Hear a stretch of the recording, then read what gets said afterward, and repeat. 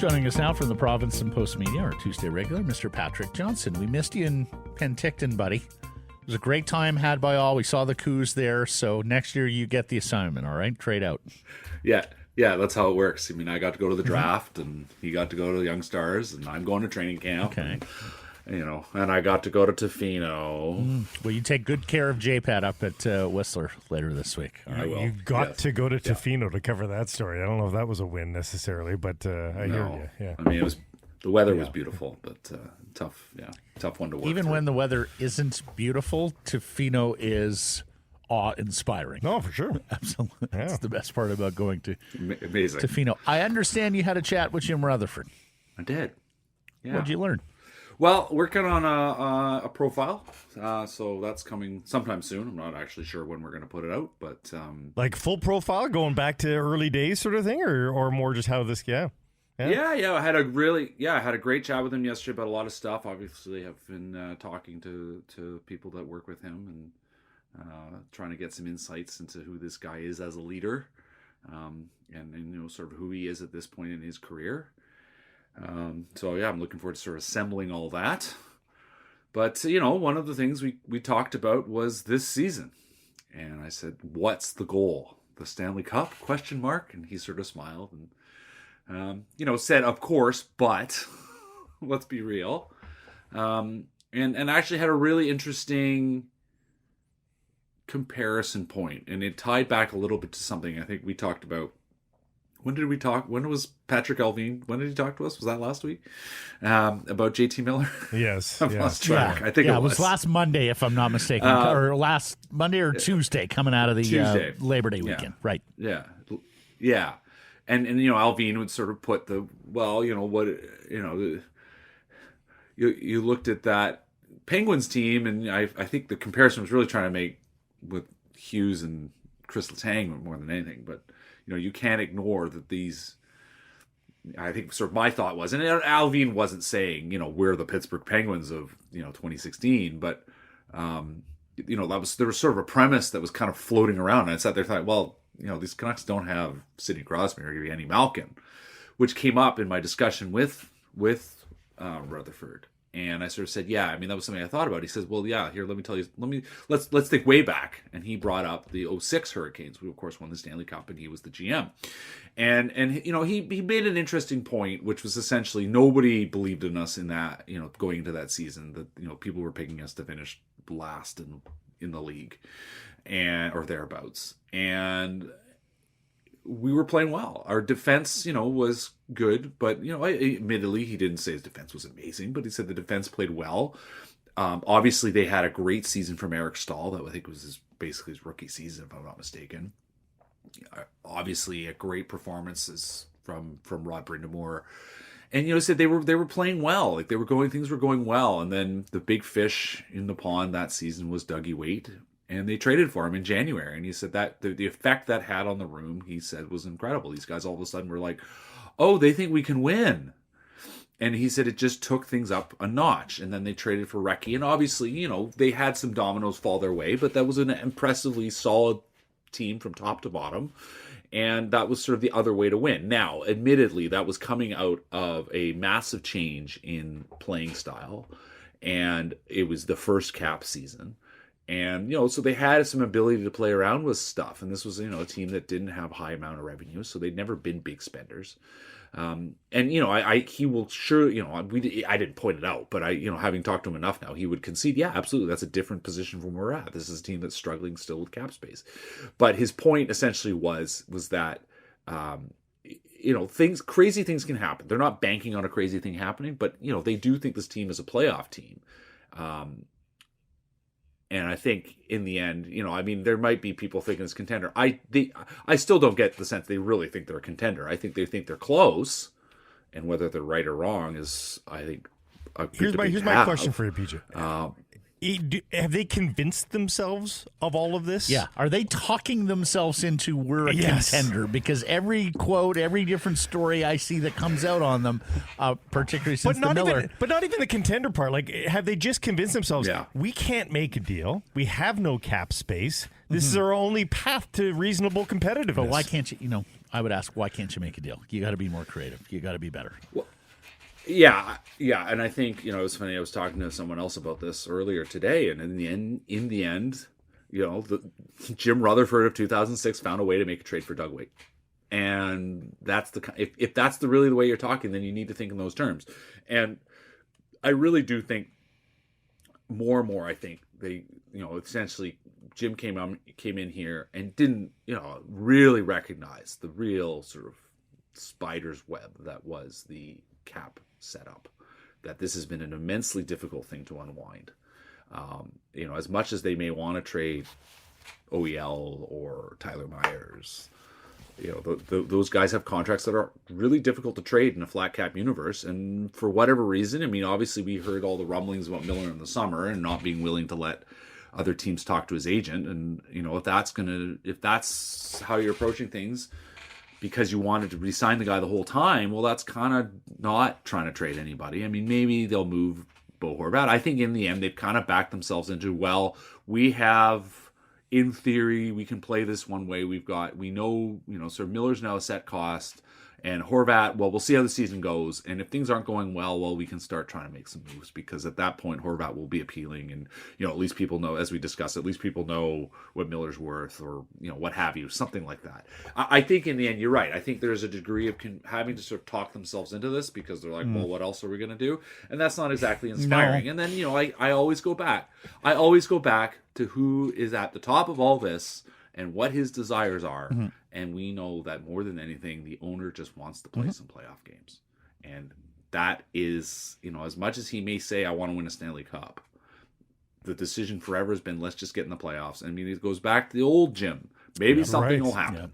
Yeah. And that's kind of the core, and that is the overarching philosophy, I think, has been very clear from this ownership since, you could even talk about how they handled things in the late Gillis years. Like, that's just been the overarching premise for a decade, that all that matters in the end. Stanley Cup would be great, but let's play some playoff games, because that's where we need everything from the way Alvin addressed the lack of activity on defense with Thomas Drance to what he told IMAC, quote, when you watch your team, we're not old, we're not really young, so I guess we're in that window because our core players are in their 20s, and you're hoping that they just continue to get better. And I will buy some improvement from within. I think they have some players who are young enough that we still haven't seen the best of them, or have been injured in the past, and we haven't seen the best of them. Alas, there's 31 other teams that can get some improvement. And yet the heartening part of that quote, though, Matt, and Patrick, is that he does mention that, they can't expect a .630 winning percentage to maintain to start this season. No. So in some ways,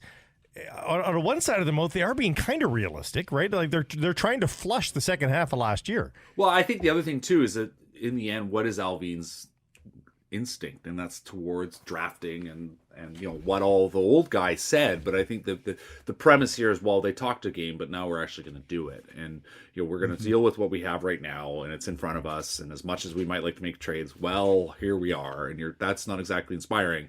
And then underneath it, they're saying, listen, we're trying to actually build the future here. And because right now there are no, they have to, because there's no prospects. Like the list of prospects when they came in was very short and not very inspiring.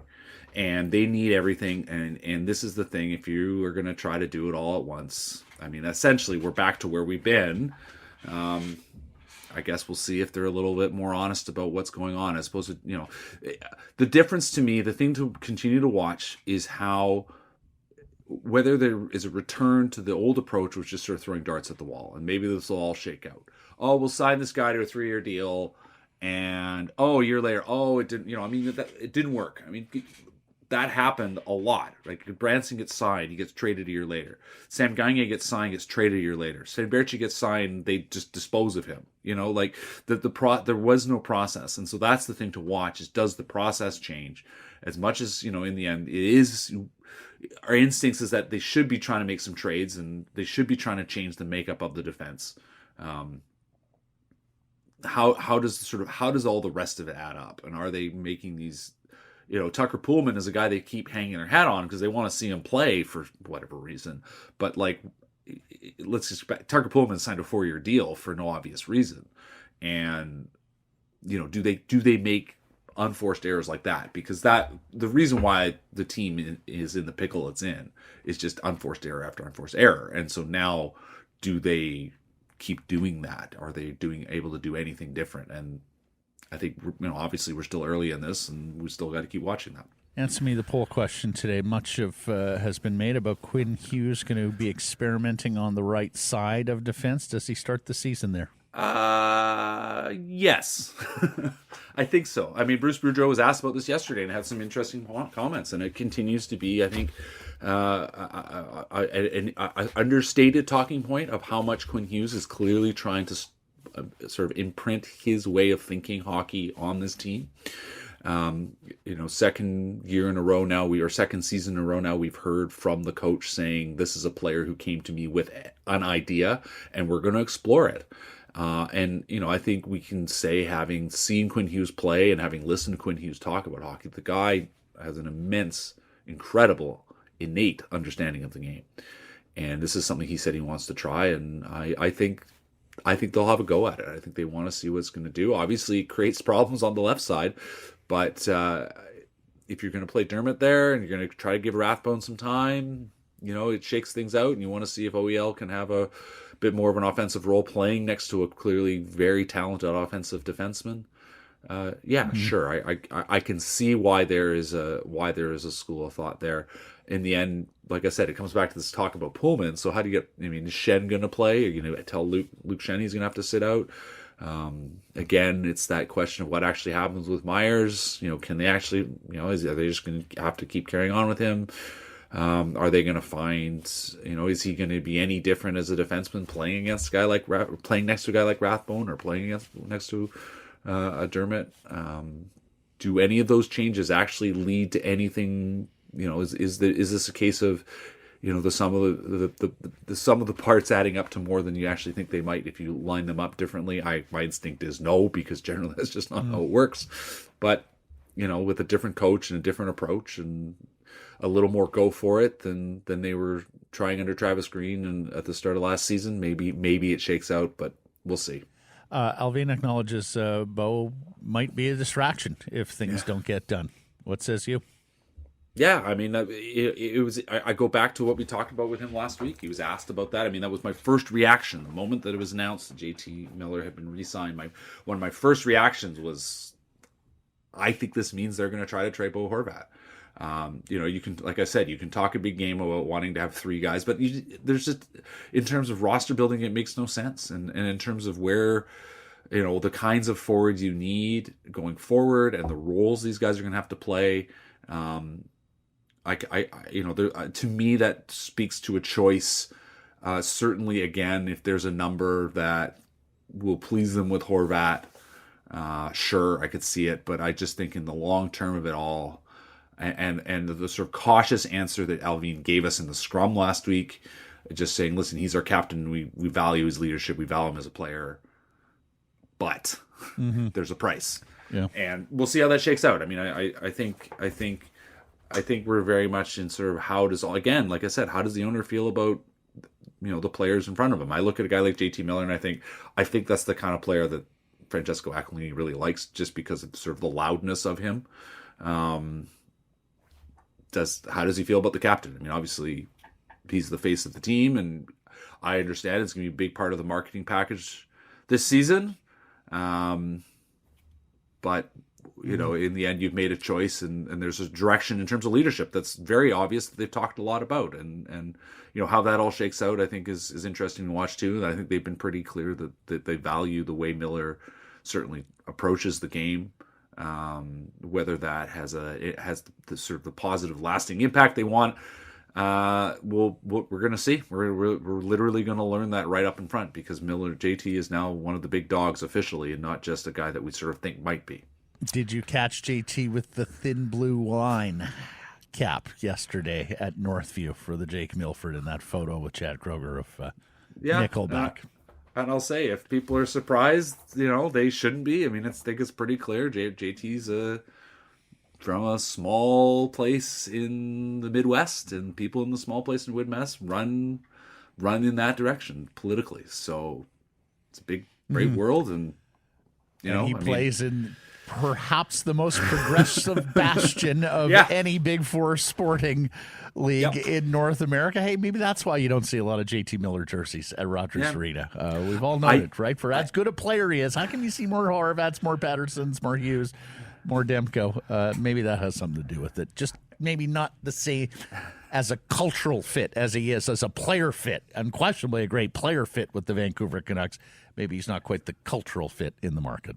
I mean, it's still a question. I mean, by the way, I saw a JT Miller jersey. He had 8 rings last week. So I was kind of like, oh, there you go. But no, when he signed, I asked him about it. Thomas Drance asked him about it. Essentially, the sort of, there's a choice here. You're picking a place to live with your family. And he didn't really want to get into it. Yeah.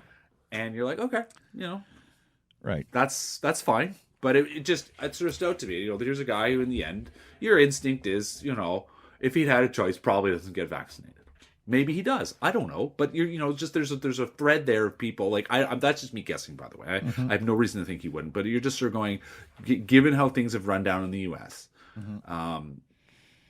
you wonder. But in the end, he went and got vaccinated. He's accepted life here. He's lived here for 3 years. He was rather onerous, even if they were correct, but onerous COVID protocols.